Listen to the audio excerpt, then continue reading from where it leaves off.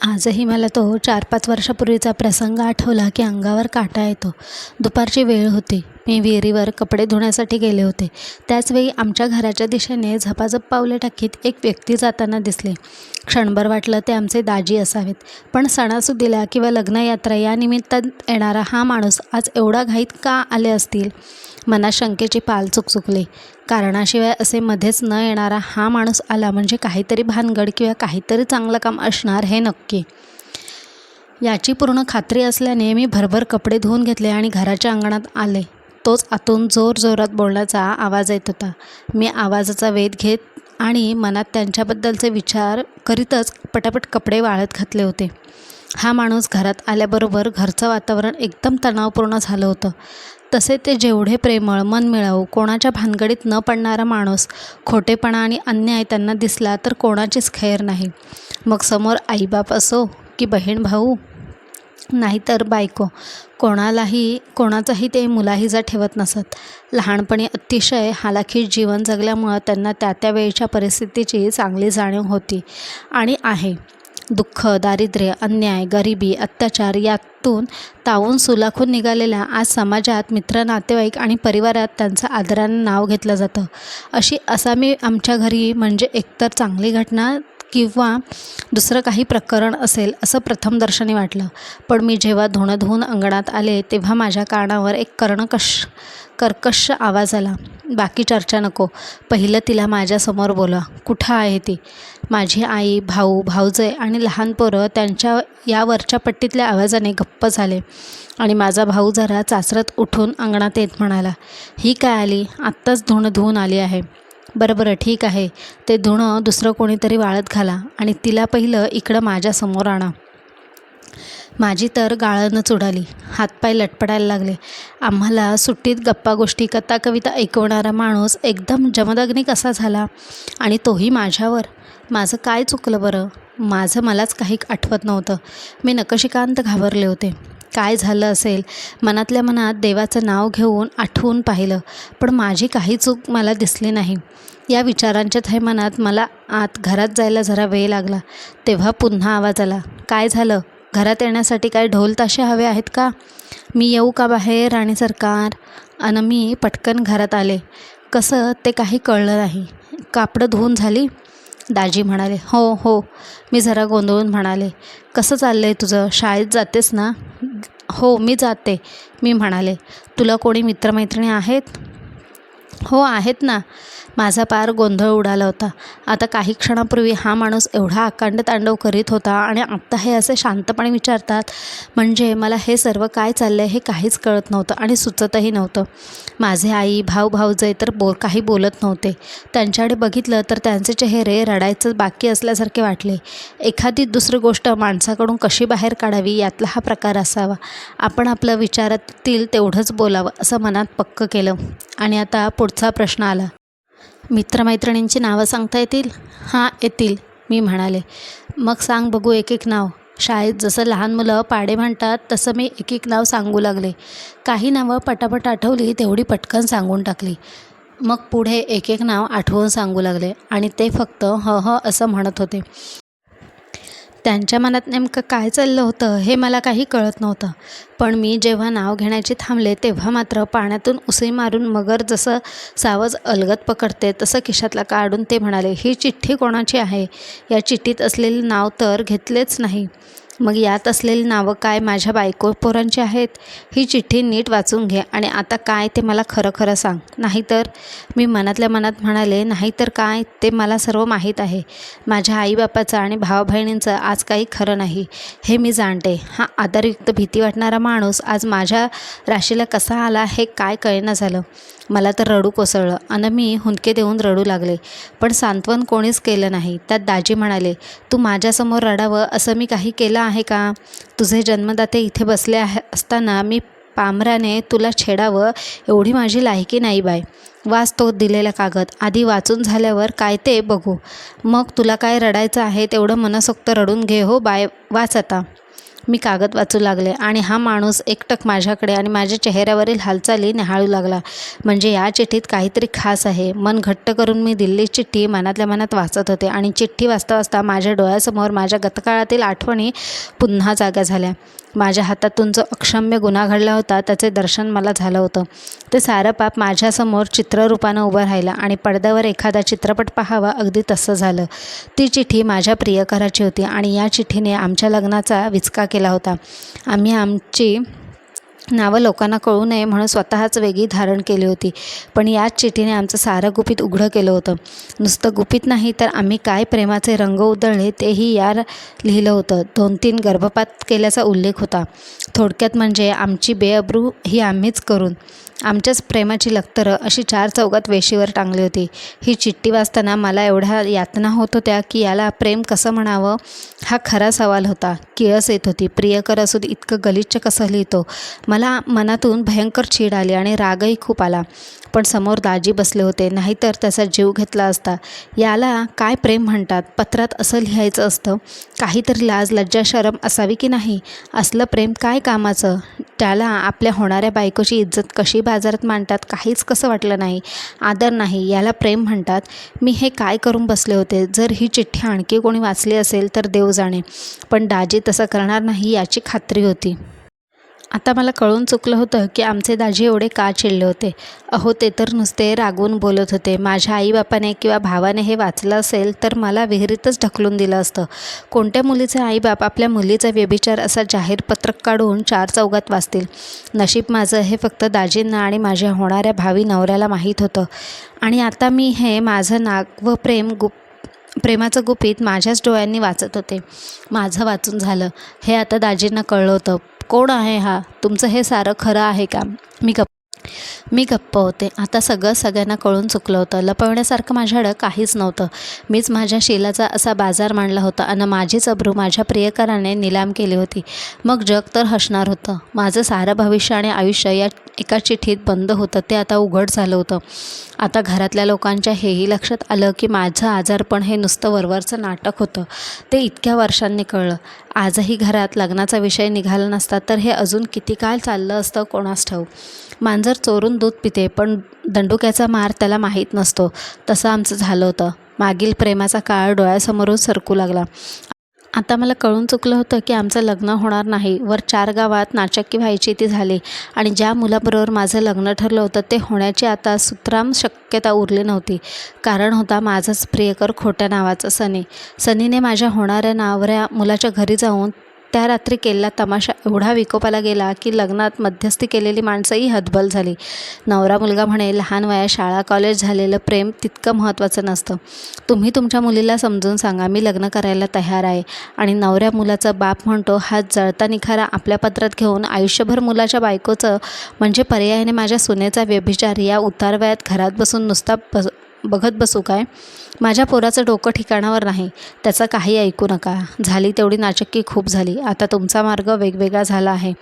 अहो आम्ही हेच म्हणतो. आत्ता तुमच्या मुलानं या मुलीचा नाद सोडून द्यावा. दुसरं चांगलं एखादं स्थळ शोधून लग्न उरकून घ्यावं. हेच तर आम्ही म्हणतो आहोत. तुमचा मुलगा म्हणाला म्हणून प्रश्न वाढला. दुसरं काय? काय झालं होतं? लहानपणापासूनच एकत्र खेळले शिकलेली वाढलेली आणि आजूबाजूला राहणारी आम्ही 2 मुलं वयात येऊ लागलो होतो. आणि निसर्गाच्या नियमानुसार तर आम्हाला नर मादीतला फरकही जाणवत होता. पण एकमेकांना कसं विचारायचं किंवा कोणी अगोदर पुढाकार घेऊन विचारावं हे आम्हाला अनेक दिवस कळलं नाही. घरात माझा आणि माझ्या बहिणीच्या लग्नाचा विचार सुरू झाला. वधूवर परीक्षेचा घाट घातला गेला. एक दिवस एक मुलगा मला पाहूनही गेला आणि त्या मुलाच्या बापानं मी सून म्हणून त्यांना पसंत आहे असा निरोपही आला. पुढे यथावकाश लग्नाची बोलणी सुरू होऊन हळूहळू लग्नाच्या हालचाली वाढल्या. देण्याघेण्याचे व्यवहार ठरले. लग्न कुठं आणि कधी करावायचे निश्चित झाले होते. आता फक्त उन्हाळ्याची सुट्टी पडली की शाळांना सुट्टी असते. परगावात किंवा शहरात नोकरीनिमित्ताने गेलेले लोक आपला विराड घेऊन आपल्या गावी येतात आणि मग असं लग्न किंवा इतर सोहळे रंगतदार होतात.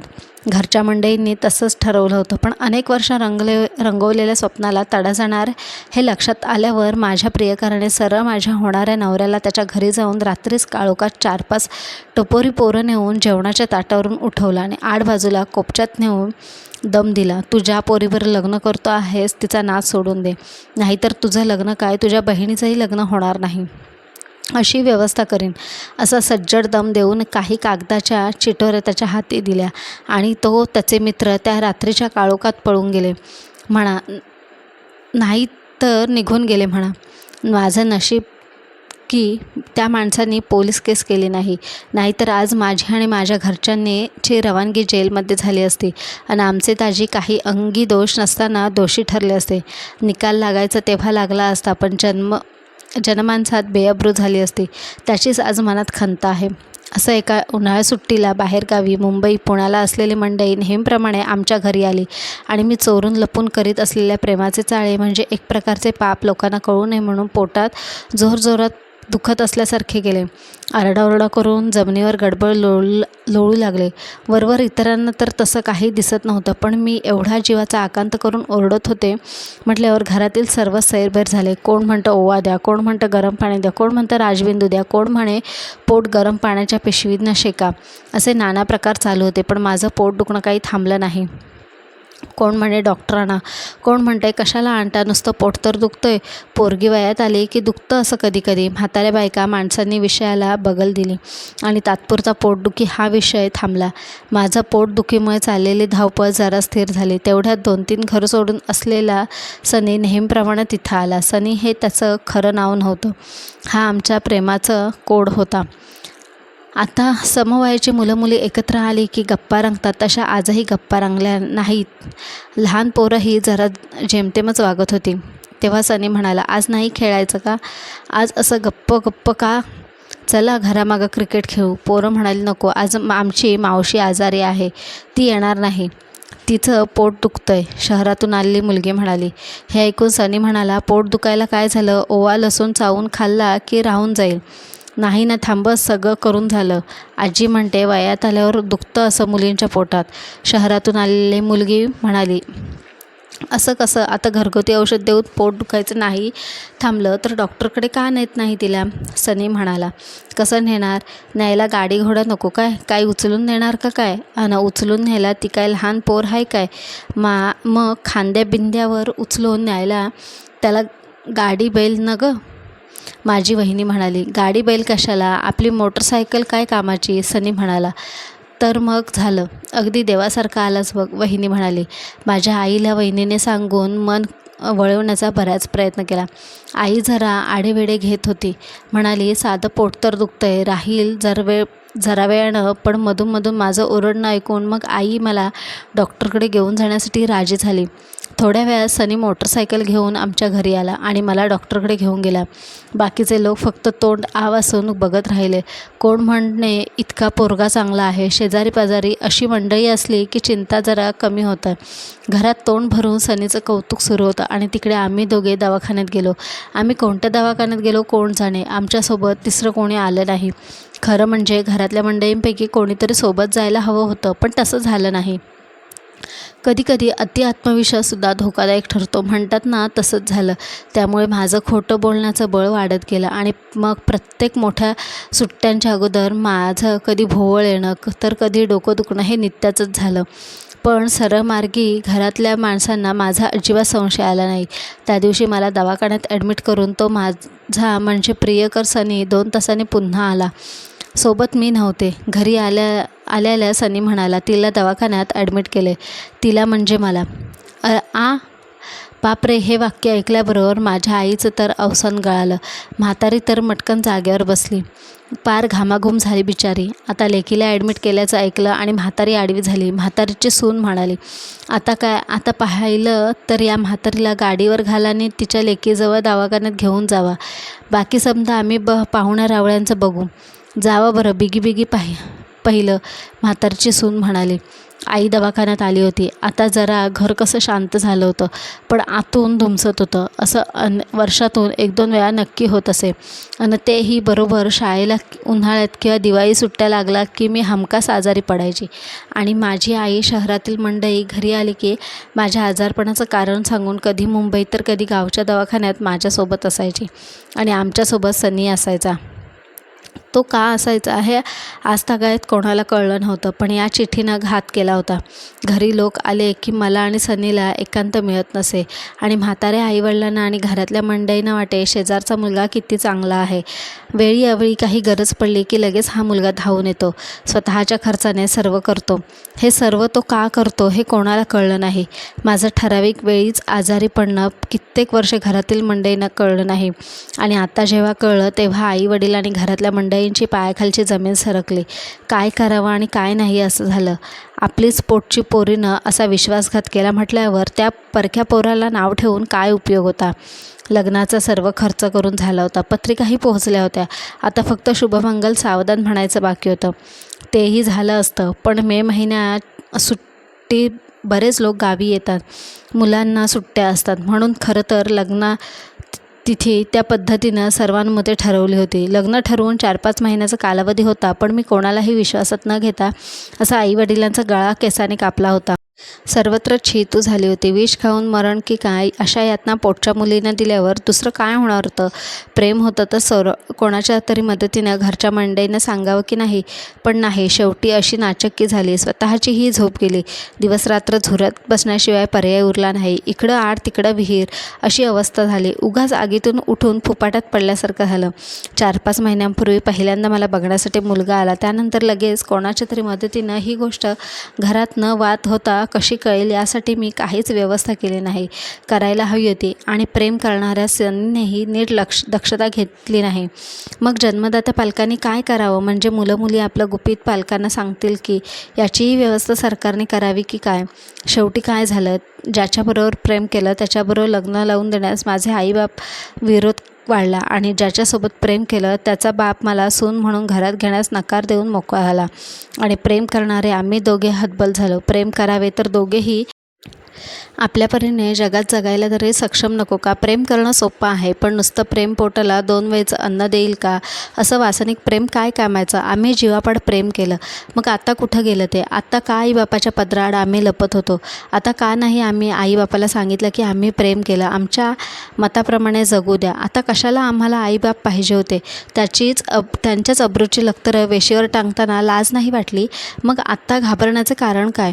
आता आम्हाला समाज मान्यता हवी होती. आईबापाचं प्रेम आणि पर्यायाने इस्टेट हवी असते. प्रेम करताना गोष्टी आठवत नाही. आता ये क्या हुआ तेरा वादा किंवा जाने क्या बात है नींद नहीं आती असं म्हणायची वेळ येते. आमचं एकत्र कुटुंब होतं, पण घरातील माणसं कामानिमित्त गावाबाहेर, म्हणजे कोणी मुंबईला, कोणी आजूबाजूच्या परिसरात नोकरीनिमित्त गेले होते, पण घरापासून दूर होते. आणि इथं गावी मी, माझी आई, एक भाऊ, त्याची बायको, त्यांची 2-3 मुलं, बस एवढा परिवार सध्या तरी इथं होता. या गोष्टीला आता 3-4 वर्ष होऊन गेली. त्यापूर्वीची ही गोष्ट आहे. आम्ही गावी असल्याने वर्षातल्या दर मोठ्या सुट्टीला, म्हणजे उन्हाळा, दिवाळी या शाळेच्या सुट्ट्यांमध्ये बाहेर नोकरीनिमित्ताने गेलेले घरातले लोक आपापल्या मुलाबाळांना घेऊन गावी घरी येत असत आणि मग सर्व घरचे पाहुणे मंडळीने आम्ही लहान मुलं सुट्टी मजेत घालवीत असतो. पण काही दिवसांनी मी त्यांना टाळू लागले. प्रथम मी काय करते हे मलाच कळलं नाही. मी माझ्या मस्तीत होते आणि मी माणसांना कसं फसवू शकते किंवा माणसांना मी कसं आपल्या तालावर नाचवू शकते, त्यांना पुढे कसं झुलवत आराखडे मनातल्या मनात आखत गेले खरी, पण माझ्याच विणलेल्या जाळ्यात मी पुरती फसले गेले. तेच पाप आज माझ्यासमोर दत्त म्हणून उभं राहिलं आणि त्या पापाचे उत्तर ही दाजीने दिलेली चिठ्ठी. मी केलेल्या चुकांचे आता खिळे झाले होते आणि मला एखाद्याला खिळे ठोकवून सुळावर देतात तशा यातना होत होत्या. घटना तर घडून गेली, पण त्याची सल मनात अजून कायम आहे. आता माझं आणि माझ्या मोठ्या बहिणीचं लग्न ठरलं होतं. दोन्ही लग्न एका दिवशी, एका तारखेला, एका वेळी, एका ठिकाणी होणार होती.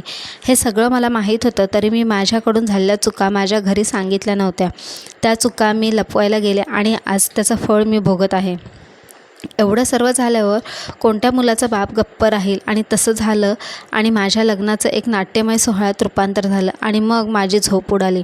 माझं लग्न ज्या मुलासोबत होणार होतं त्याचे मुलाचे वडील लग्नात मध्यस्थी करणारेच आम्हाला फसवलं आणि अंधारात ठेवलं. या मुलीचं दुसऱ्या बरोबर प्रेम प्रकरण असताना अनेक वर्ष हे असं सुरू असूनही मध्यस्थी करणाऱ्यांना हे माहीत नाही म्हणतात म्हणजे आश्चर्य आहे. हे कसं शक्य आहे? अशी घरात धुमश्चक्र सुरू असताना मी शांत कशी झोपू शकते? मनाची उलाढाल सुरू होती. तिकडं सनीच्या बापानं तर हैदोस घातला होता. ज्या मुलीसोबत सनीचं प्रेम आहे असं लोक म्हणतात ती मुलगी दूरच्या नात्यानं प्रेम करणाऱ्या मुलाची बहीण लागत होती. तसं सनीच्या बापाचं म्हणणं होतं. आणि ज्यांच्या सहवासात आपलं कुटुंब लहानाचं मोठं झालं त्याच कुटुंबातील मुलीवर आपल्या मुलानं प्रेम करावं हे मला मान्य नाही. तुमच्या मुलीच्या ज्या मुलाबरोबर लग्न ठरलं आहे ती माणसं चांगली आहेत. तुम्ही त्याच मुलाबरोबर लग्न करा आणि मोकळे व्हा. उगाच आमच्या पोराच्या नादी लागू नका. 4 दमड्या कमवायची अक्कल नाही आणि म्हण प्रेम करतोय. याच्या बापाचं न कधी प्रेम केलं आहे का? वर तोंड करून सांगतोय म्हण प्रेम केलं आहे. येऊ दे तर त्याला घरी, बघतोच कसा प्रेम करतो ते. मी तुम्हाला पुन्हा सांगतो आहे की या पोराचं तुमच्या मुलीचं लग्न करून टाका. इकडं माझी आई म्हणते माझी मुलगी बिना लग्नाची आयुष्यभर राहील आणि तशीच घरात मेली तर या पोराला मी माझी मुलगी देणार नाही. आणि मुलाचा बाप म्हणतो मला सून म्हणून ही मुलगी माझ्या घरात नको. आपलं नातं तसं नाही. मुळात तुमच्या मुलीशी या मुलाचं लग्न होऊ शकत नाही. आपले पूर्वीचे संबंध चांगले ते तसेच राहू दे. उगाच या पोरांच्या घाणेरड्या वागण्यापायी आपल्यात वाद नको. आता सर्व बाजूंनी माझी सनीची कोंडी झाली. आम्ही दोघांनी सर्व घोळ केला आहे. आज तेव्हा तो घोळ आम्हीच पुढाकार घेऊन सोडवला पाहिजे. बाकी कोणीही मदतीला येणार नाही हे आम्हाला पटलं. आता माझी तर झोप उडाली. एवढे दिवस आईवडील, बहीण भाऊ, मित्रमैत्रिणी, नातेवाईक यांच्याकडून साळसूतपणे लपवलेली गोष्ट आता चव्हाट्यावर आली होती. माझ्या लग्नासोबत माझ्या मोठ्या बहिणीचं लग्न होणार होतं. त्यालाही आता गालबोट लागलं होतं. आमचे दाजी मध्यस्थी असल्याने एवढं धुमशान होऊनही कसं बसं तिचं लग्न झालं. पण म्हणावा तसा आनंद माझ्यामुळे कोणाला उपभोगता आला नाही याचा आज जास्त वाईट वाटत आहे.